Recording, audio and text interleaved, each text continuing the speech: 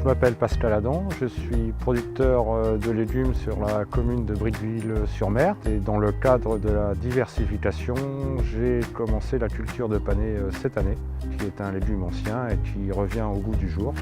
Mon histoire, j'ai commencé la production maraîchère il y a à peu près 30 ans maintenant. Alors les spécificités du terroir, c'est un sol sableux qui est facile à travailler et à arracher pour avoir un panais assez lisse et assez blanc.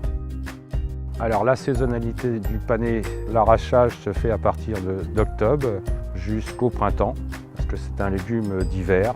Alors la journée type, c'est l'arrachage le matin, et lavage puis conditionnement, puisque le panais doit être lavé aussitôt arraché pour ne pas sécher et pour garder sa fraîcheur.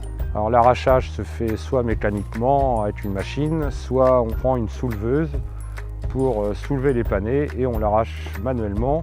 On enlève les feuilles et on les met en caisse dans un premier temps avant de les passer à la laverie. Nous l'arrachons manuellement, c'est pour ne pas abîmer la racine. Vu que c'est dans un sol sableux, ça se fait très bien, quoi.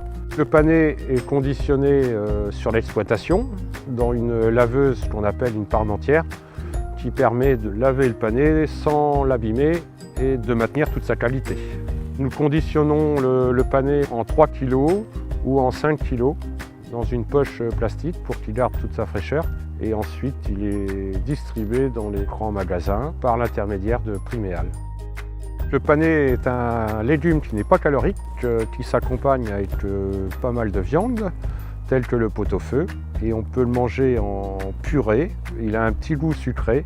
Il a un goût qui change des autres légumes.